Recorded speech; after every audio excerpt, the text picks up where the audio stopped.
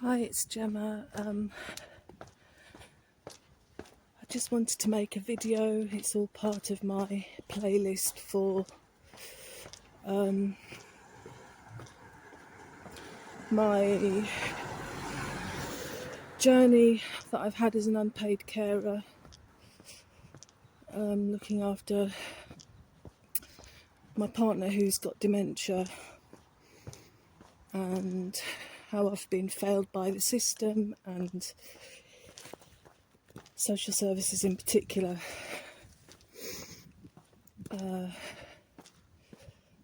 As I said before, I just want everything documented,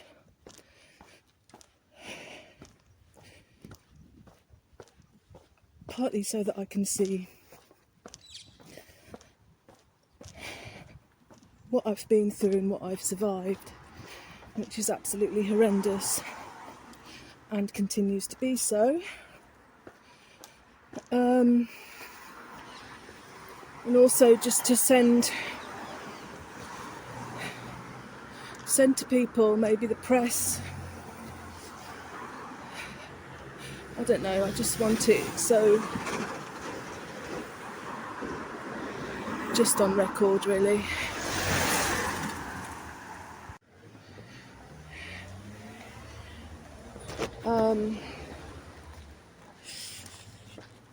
Some of the videos I keep private, others I share.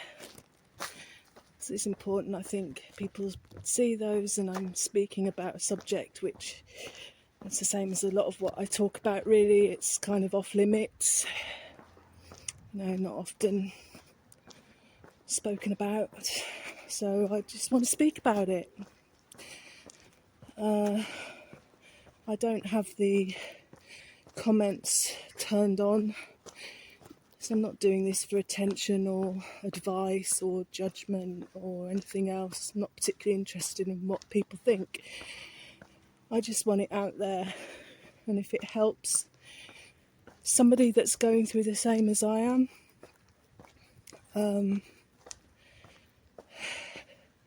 that's all to the good. If it helps make somebody feel not so alone in what they're going through, yeah, good.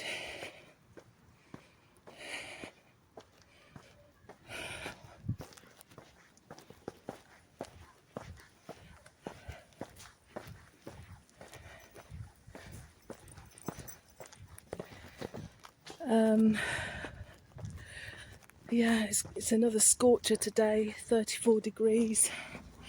It's only 7:30 in the morning, and I've just had a bath. The sweat is just rolling off me. The sun is really strong.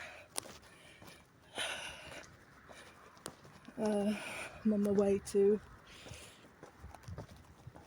zero waste. It's where I get my food at the moment, because I'm literally penniless. Another byproduct of the situation I found myself in. Anyway,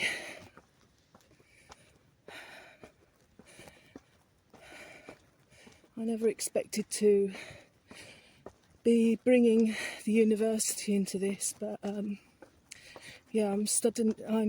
currently a student, a master's student, and to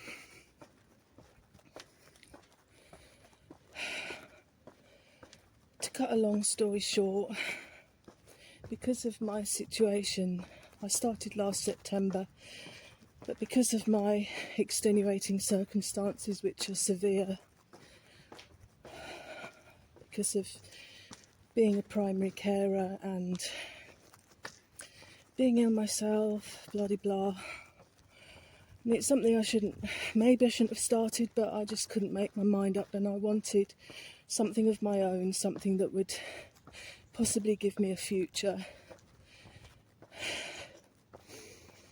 after this, because I lost my job as a musician I was self-employed, but I lost all that because of two frozen shoulders back in 2021. It's taken me 4 years to recover from that frozen shoulder, and the symptoms have started appearing again today, and to say I'm really worried is an understatement. But anyway, I've stuck at this course, went to all the lectures, stuck to it through thick and thin, and I've legitimately applied for extenuating circumstances. And people have 3 chances to submit, and I was on my third. I'm on my third, and I was encouraged to apply for a third time because my circumstances have just got worse and worse. They've not got better at all. But I've never given up on this course. And I was encouraged by a tutor. I had withdrawn. I was led to believe that I had to withdraw after the second non-submission of my assignment, which I did, even though I knew that I'd been told that I had another chance. I've got the proof. But I was encouraged to continue by a tutor who looked at my work and thought that I had, what I was producing was high quality, and he thought that I should withdraw my withdrawal from the course and apply for extenuating circumstances for a third time, which I've done. I've submitted the evidence. I'm waiting for a verdict. Meanwhile, they told me to work towards a early November deadline, so which is what I'm doing. Anyway, they had promised me a refund because I'm looking at homelessness. I thought, well, I'd rather, because I'm on study break until November officially, where I'm supposed to start another module, but I thought I'd rather have the money back, the refund of the money for that module as backup for now, and then I can pay for the module as and when, kind of thing. And they agreed to this, got it all in writing. I was going to get £1,100 back. This was a couple of weeks ago. Got it all the proof. And anyway, the money didn't appear. No explanation, nothing, just ghosting, which is a favourite go-to, isn't it, of these professional so-called people in power. So I said, they've misinformed me about the withdrawal and my entitlement to extenuating circumstances. They misinformed me about the refund. My personal tutor just kind of disappeared off the face of the earth, no explanation, no apology.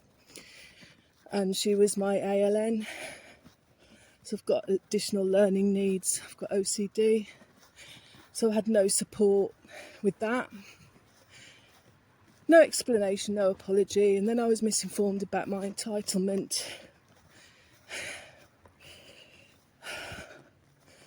What would happen if I'd moved to Scotland, whether I could still do the course. They misinformed me about that. Got all the proof.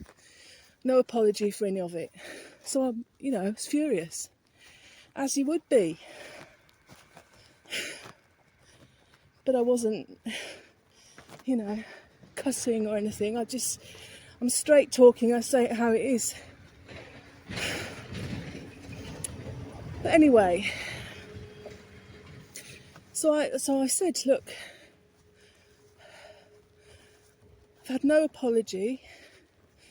You've just ghosted me when I was expecting money that I was depending on, that you said that was due to me. Got the evidence to prove it. What's going on? And I said, even if you made a mistake and I'm not due the money, I think I deserve compensation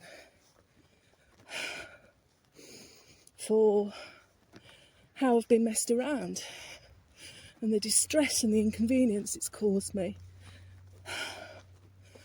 And you have to excuse me, I'm going up a big hill.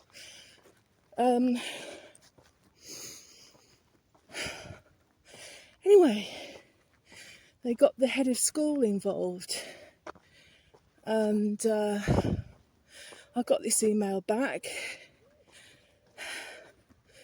completely swerving my complaint, and it was full of institutional gaslighting. It was all twisted, no apology again, just twisted to be about my commitment to the course. And I've played by the rules. I've been polite, I've been patient, I've been dedicated beyond measure, and I've just taken the extenuating circumstances that were offered to me. But it was just, it's just full of institutional gaslighting, which made me even madder, because I can see through gaslighting now. I can identify it because I've lived it for years.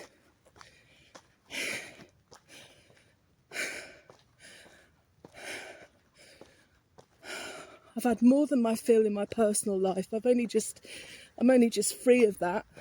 I've had years of it, and now I'm having institutional gaslighting. So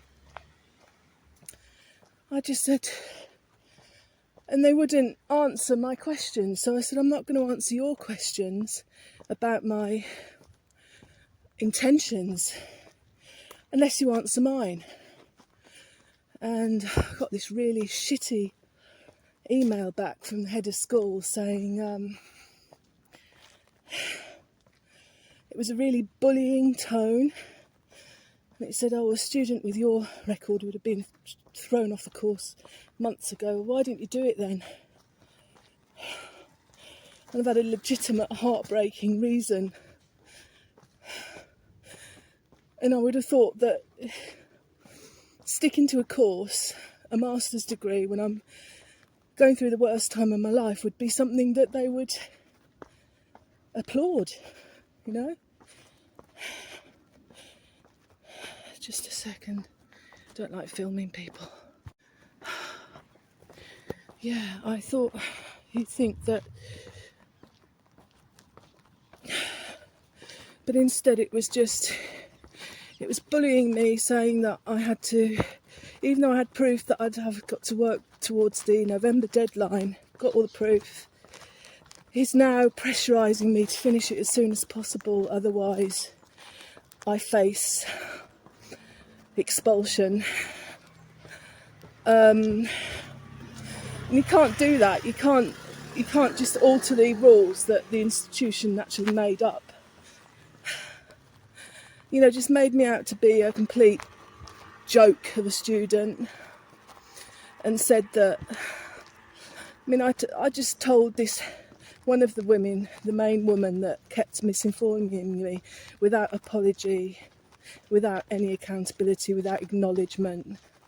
Just told her what I thought. I said it's disgusting. I didn't swear. It was just direct. It was honest.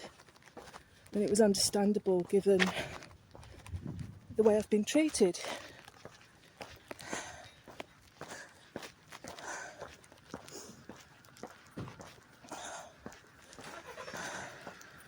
But this head of school said to me that, please find attached your message to this administrator.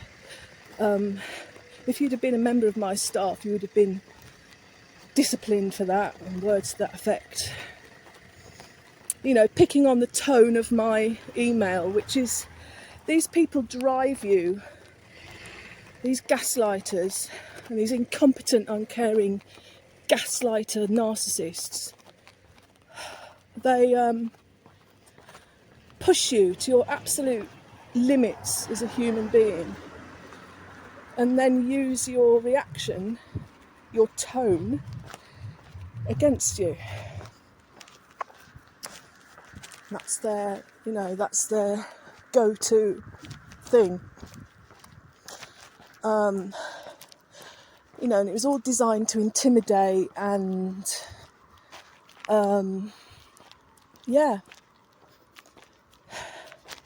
intimidate, bully, and evade any accountability, any legal ramifications. So it was just absolutely, I was appalled. But I think because I've got the proof that they fucked up, he agreed to reimburse me the money that I'm due. Well, I say that because it was all very vague. He said that, and he didn't apologise. There was no apology for what I've been through, for the fact he admitted that they changed the advice. That's the wording he used. There was a change of advice, not a blatant misinformation, change of advice, which wasn't ideal.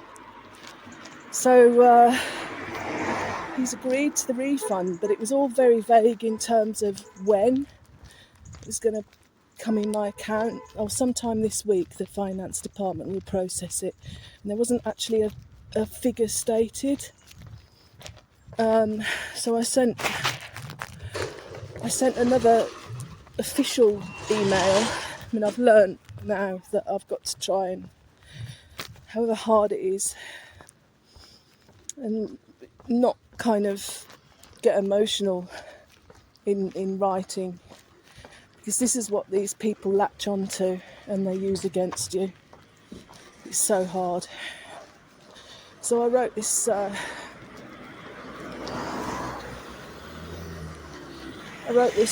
official email back that he couldn't pick holes in. I ignored all the bullying, all the demands.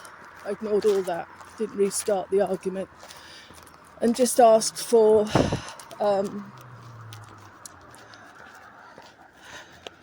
just a second.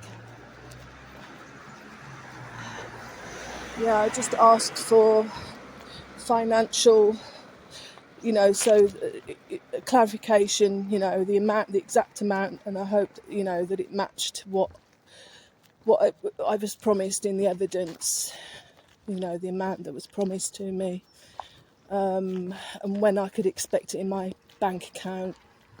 Something else I forget now, but perfectly reasonable. He's just ignored that. That was 2 days ago. And then I noticed that in his shitty email to me, he'd CC'd the tutor that was really encouraging and encouraged me to carry on, basically. And this tutor's obviously thought that the way he spoke to me, the discriminatory, victimising way he talked to me, was okay. And I deserve better.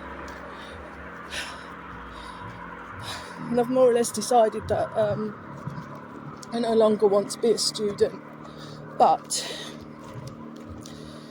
I'm keeping my mouth shut, so hopefully I'll get this money back. And also, I'm going to escalate. I'm going to make a formal complaint to because I'm not going to name names because I don't, but my university is affiliated to another university who basically have power over the institution that I'm studying at. So I've been advised by AI. I mean, I've had more empathy and help off fucking AI than I have off any human being throughout this nightmare.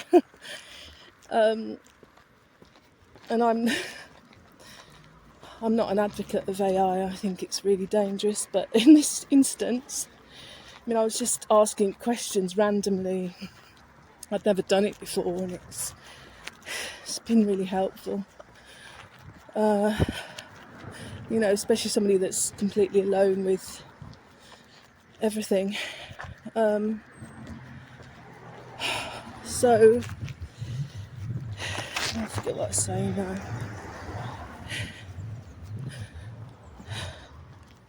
This is what I'm like. I'm in such a state all the time. I just forget what I'm saying. Yeah, anyway, so that's that. So I'm waiting to see. Oh yeah, I'm going to escalate the complaint. And because I have a case on grounds of discrimination, I think, and bullying, and the distress caused to somebody that's already suffers from post-traumatic stress. And they reckon ultimately that I could get £5,000 compensation if I'm successful. And I've got all the evidence. So, but it's kind of the last thing I needed at the moment.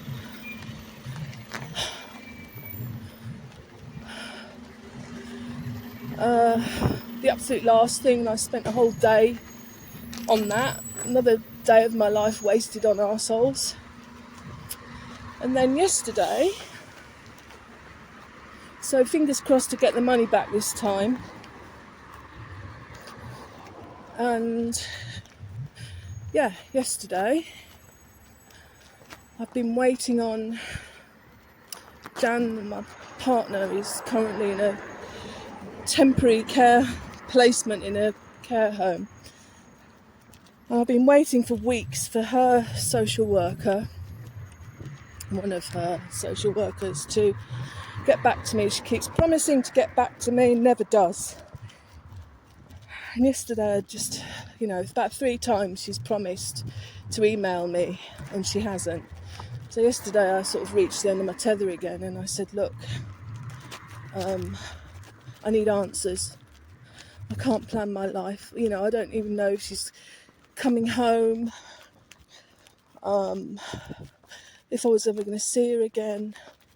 So I haven't been allowed to see her because of safeguarding, which hadn't been explained to me. So my mind was doing cartwheels,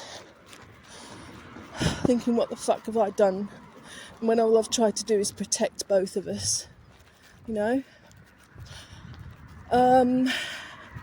just demanding answers, basically.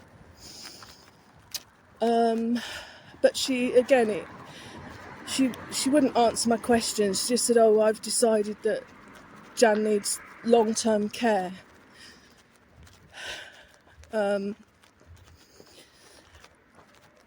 Right, but it's not like a definitive answer, but nothing about when I can see her, if I could see her again or anything. So I wrote back and said, look, you haven't answered my questions still. What about the safeguarding? And all the while she's pressurising me to supply her with information about Jan's relatives who have done nothing to help. And the ones that she has got that I know of are distant cousins and that we get a Christmas card from once a year. Haven't seen them for about 18 years. Her brother's got dementia, so he can't help.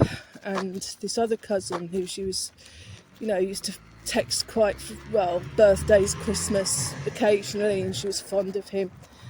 Seems like a nice chap. I've never met him. I don't think. But he's ill himself. And she keeps banging on about me supplying the information, which I wasn't going to do until I've got answers myself as the only person that's actually been helping Jan.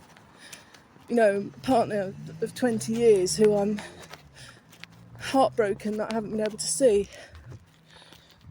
Anyway, hang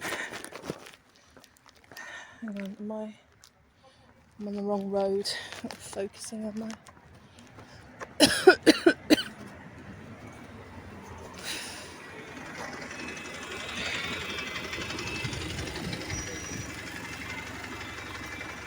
Anyway, I don't know where I got to there. Yeah, anyway, she... So I was asking about the safeguarding, you know, how long is it going to take until I can see her, or if I'll ever be able to see her again, and where is she going to be, sent to next? I mean, she's settled in this home and she's happy apparently, and why would you uproot somebody with dementia who's confused into another for a third time, you know? But it looks as if that's what's got to happen. There's got to be a financial review and everything. I have no legal rights to the house or anything, so I'm looking quite possibly at homelessness.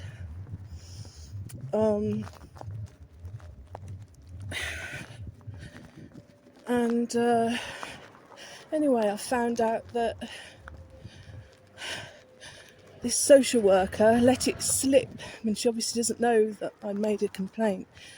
That the very social worker that I complained about, my formal complaint about, and I had 5 out of 7, it was, complaints either upheld or partially upheld, and that's validation that Jan and I were failed by this one particular social worker. But I found out that he's still her social worker, he's still her safeguarding lead.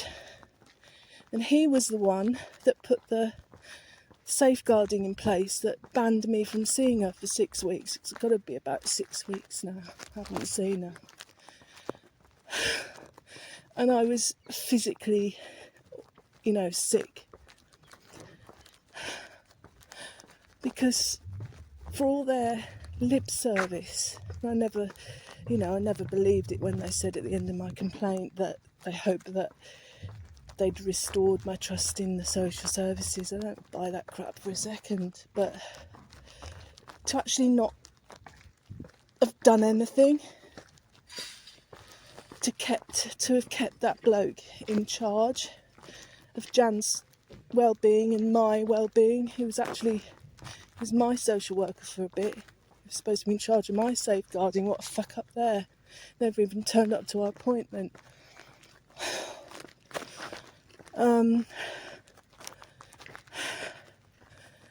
But so the very man that I've proved was responsible for Jan's hospitalisation and the trauma that we both went through,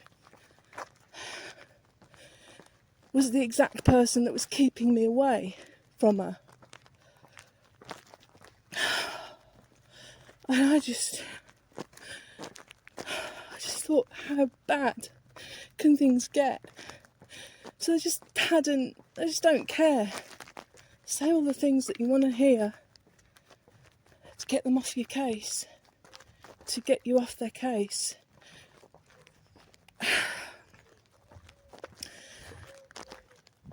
And I wrote to the woman that replied to my complaint, and I said, I'm being expected to call this bloke, talk again to this bloke, when I've said I can't talk to a male social worker because I've been traumatised by men.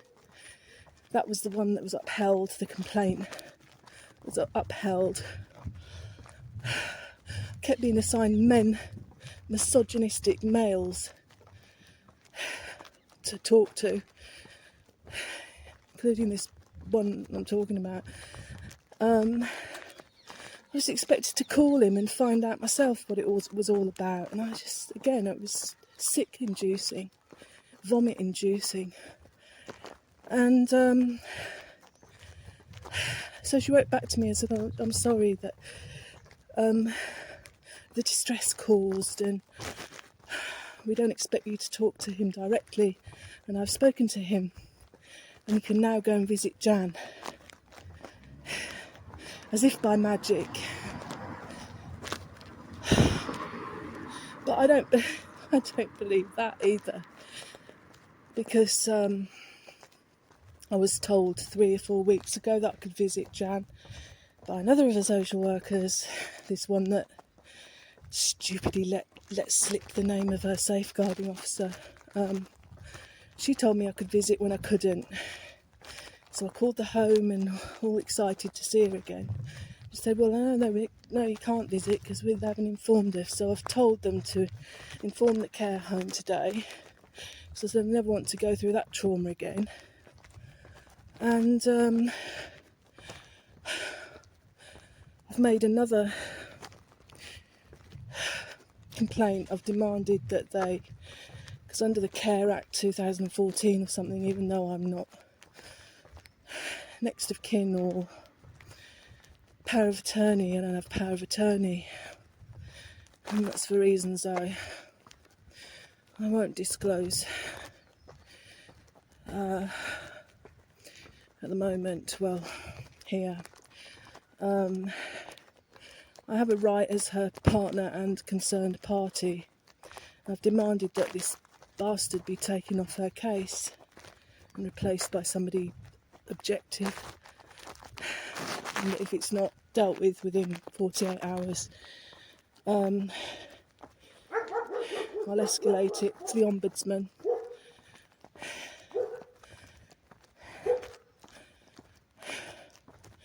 But it's just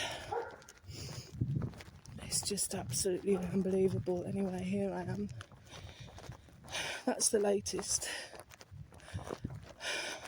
Oh, and I've applied for some facing homelessness. I've got some gold priority passes for Scotland Housing Association, and I'm not sure I want to move all the way there. I don't want to lose my home at all, but I've got to put things in place just in case I am made homeless by this situation. So I've done that as well. So anyway, I've got to go now.